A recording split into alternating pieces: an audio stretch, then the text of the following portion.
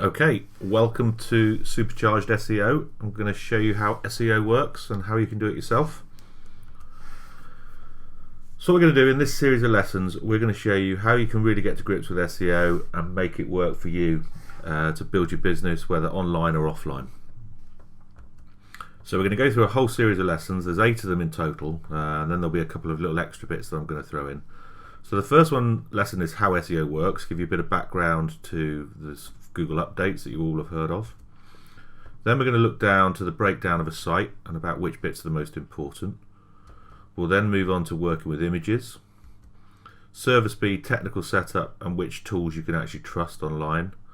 We're going to look a little bit of SEO history just so you know what you could do and what you can no longer do anymore. And then we're going to do a really simple how to SEO a site and a page and actually see if we can prove how that works. And then a little bit about building powerful pyramids. We're not going to do the pyramids of old, the way they used to be done, but we've got a simpler new way of doing it, which you can very much follow yourself and is really quite easy to implement. And then the last lesson in here is going to be about creating the perfect landing page and about how you do that, and we've got a really good infographic for that. So let's get on with it and get you started on SEO.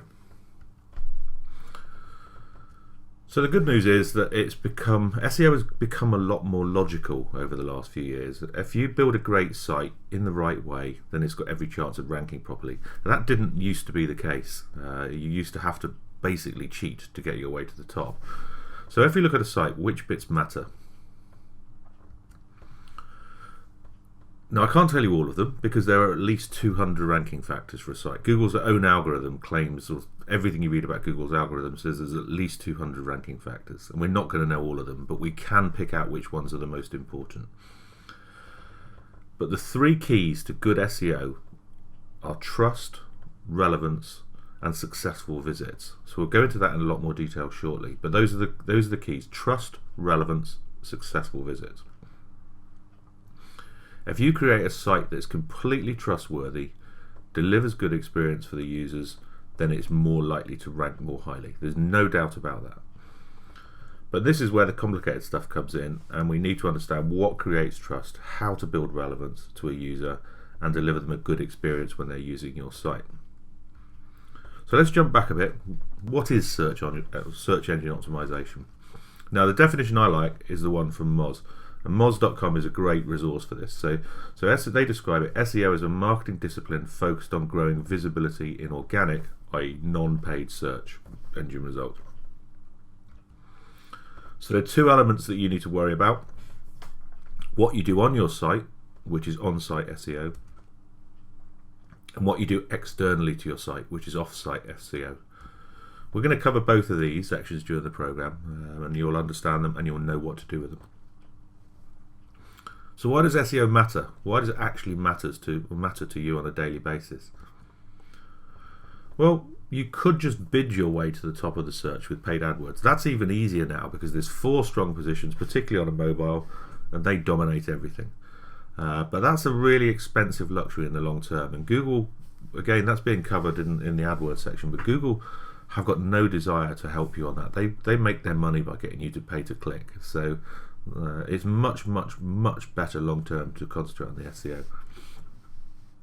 So position 1 or even page 1 in organic search shows the market you're trustworthy and that you know what you're doing, and that's really what we're going to focus on. So although it's a few years out of date, this is the most recent research I could find. Nielsen believe that 94% of the clicks on a page are on the organic searches rather than the paid ones.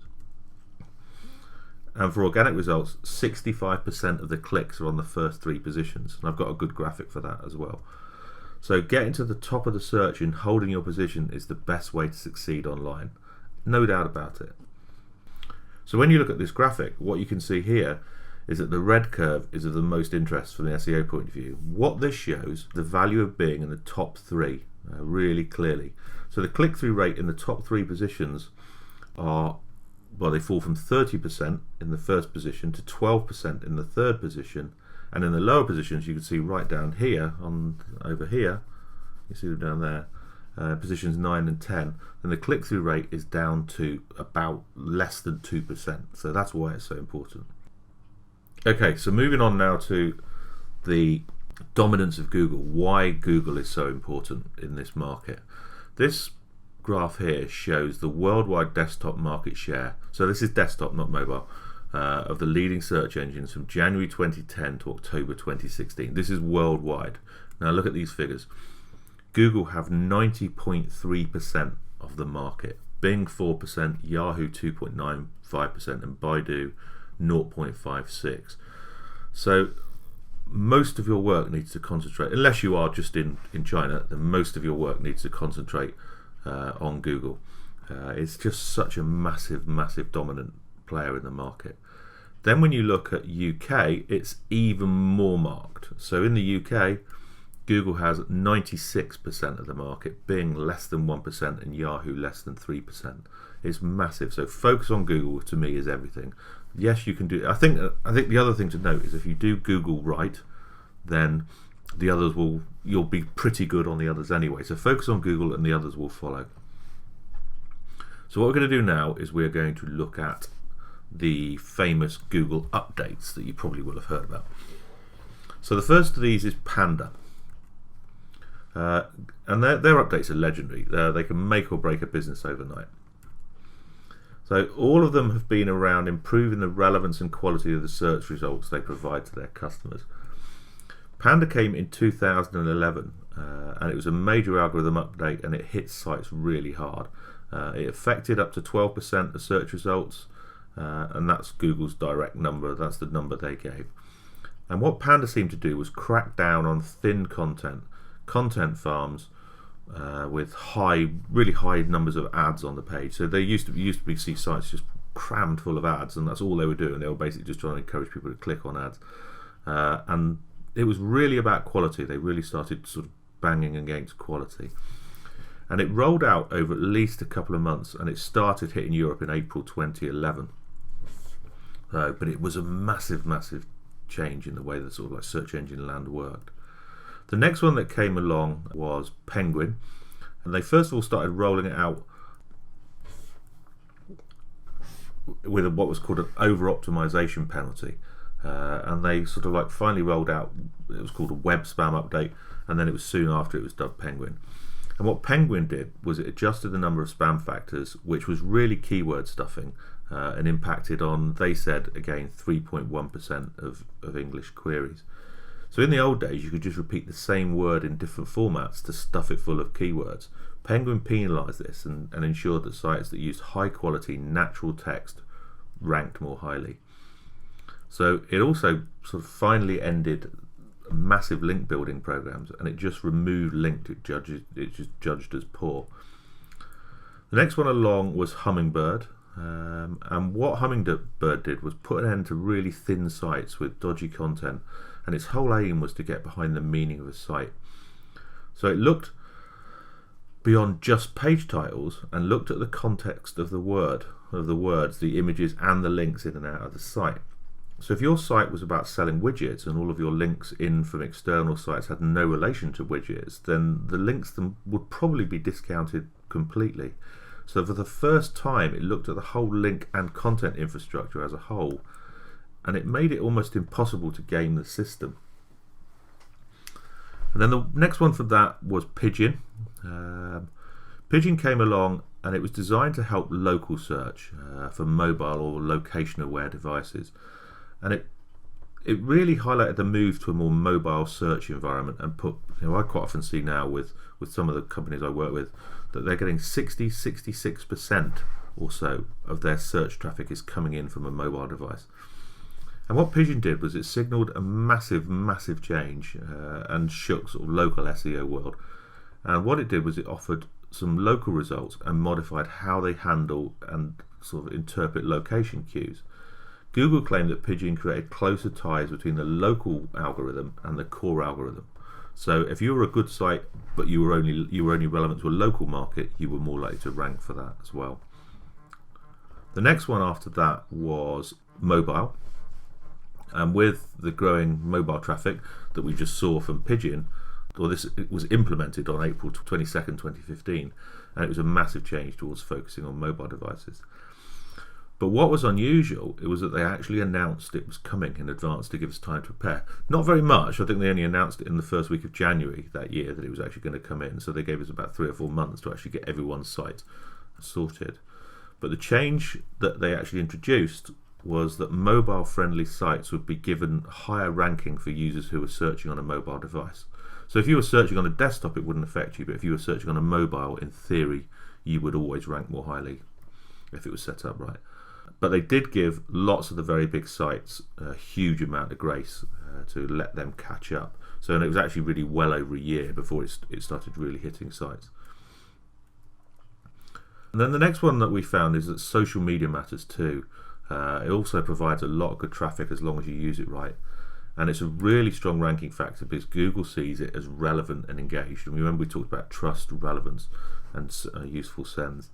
This update was actually introduced way back in December 2010 when Google confirmed that they were now taking ranking signals from social media traffic too. And what this showed was that people who click through to the site from social media are aiming to find out more about your product, service or brand. And Google recognise this now. And if your site attracts lots of social traffic, it will rank more highly as long as they stick around on your site. What you will find is that people coming from social media sites like Facebook in particular might have a really high bounce rate. You could end up 80% bounce rate from social is really normal because what they'll do is they come on, they read the article they wanted to find and then go back off again. That's not always a bad thing because Google, as long as you're doing that all the time from different pages, then Google see your site as very socially aware. So the next one is trust, relevance and successful visits. I said I'd go into more detail about that. So we've already mentioned that the 3 key factors are trust, relevance and successful visits. So let's look at each of these in turn. Trust. So this comes in many forms, which we'll cover in a bit more detail, but here are a few starters. So the first thing is you need a safe, reliable host that's quick and hasn't been hacked. So speed is massive. If your site is not updated, so the latest, if you're using WordPress, if you're like 10 updates behind, then Google will start thinking the site looks neglected. There's loads of little things, and if it's neglected, it's more likely to be hacked. So lots of little ranking factors like that.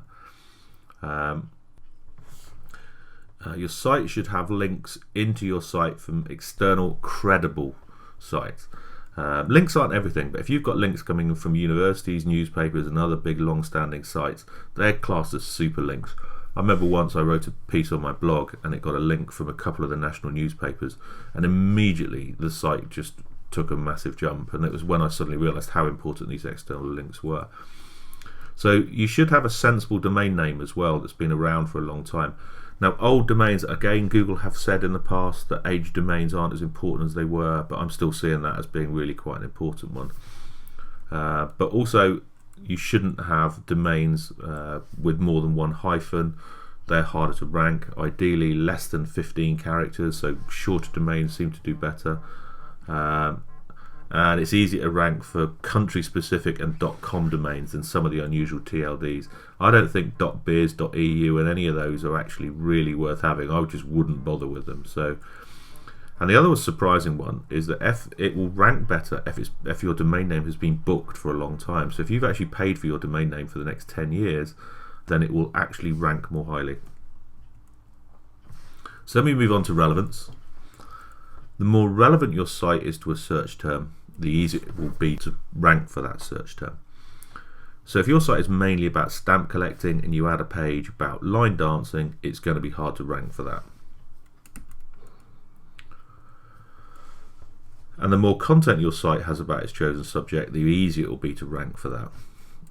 And bigger sites can often rank more easily too, just because of the sheer volume of relevant content on them. And that's a really important one.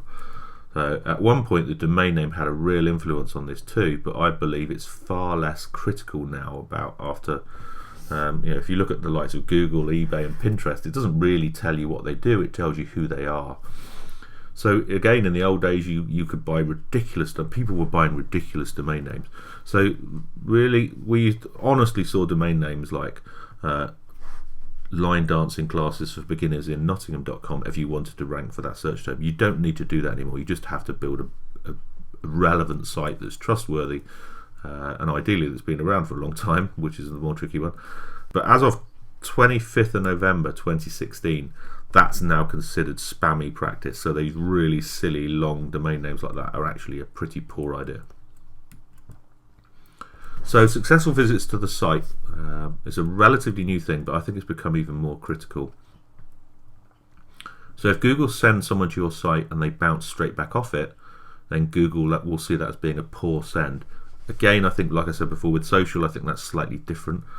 On the other hand, if they come to your site and they interact or engage, they'll send you even more traffic, and this is why engaging copy and visuals are important too. Successful sends come in many forms.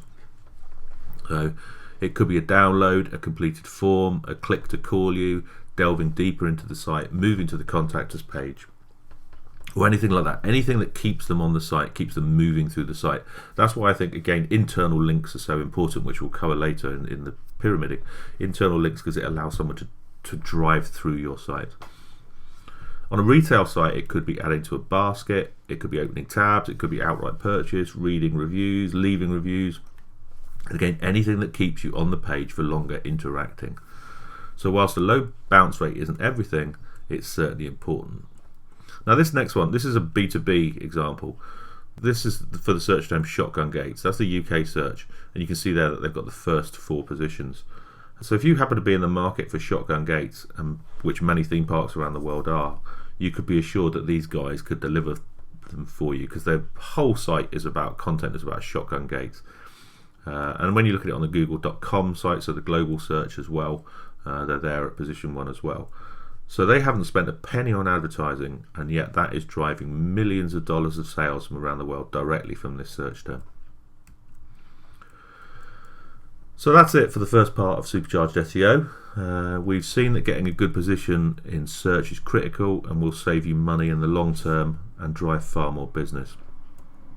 The 3 keys are trust, relevance and successful sends, with some social media thrown in too.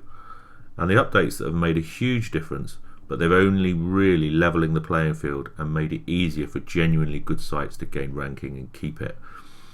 So as an overview, it's about building great sites, letting people know about them, and making sure that when people do find them, they like what they see.